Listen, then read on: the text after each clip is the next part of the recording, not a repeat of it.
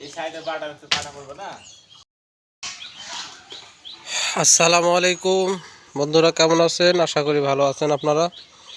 তো আরও একটি ঘর তৈরি করতেছি। তো লাইভের মাধ্যমে কিছু দেখেছেন আপনারা, এই যে বেড়ার কাজ এবং উপরের ফ্রেমগুলো করে ফেলেছি।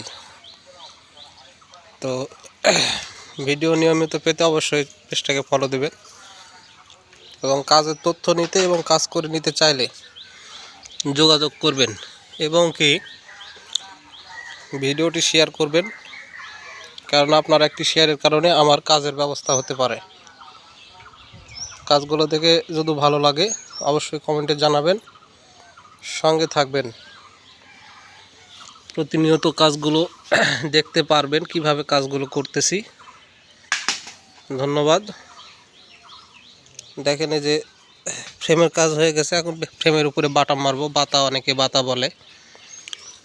বাটামগুলো মারবো, মারার পরে টিনগুলো সেট করব। আর বেড়ার বাটামগুলো মারা হয়ে গেছে, 4 লাইন করে বাটাম মেরেছি।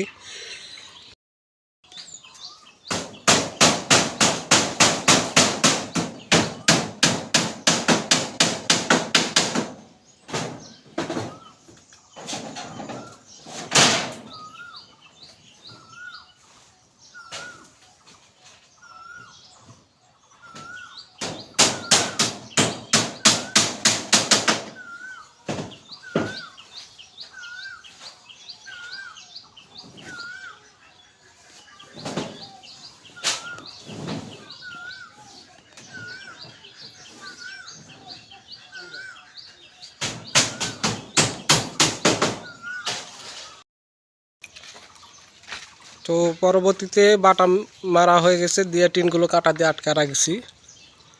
আর বাটাম বেড়াতে মেরেছি হচ্ছে পাঁজর দিয়ে, 4 লাইন করে বাটাম মারা আছে।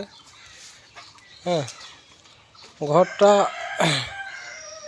টিনের ঘর। আমাদের এলাকায় আসলে তালের কাঠ, এগুলো কাঠ হচ্ছে খুব ভালো কাঠ লাগায় না আমাদের এলাকায়। আপনাদের এলাকায় হয়তো বেশি দামি কাঠ দিয়ে কাজ করা হয়। দেখতে পারতেছেন আপনারা, সুন্দর করে কাজ করার চেষ্টা করেছি। তারপরেও যদি আপনাদের পছন্দ হয় কমেন্টে জানাবেন।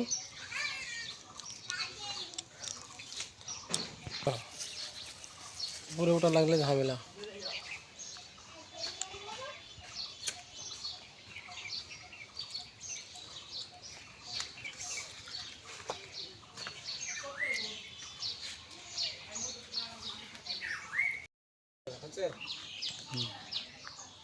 ভাই এই সাইড দিয়ে বাটা মানে কাটা দিবেন না? হ্যাঁ, হ্যালো, ওকে, কাটা দাও। এই সাইডে বাটা তো কাটা পড়বে না।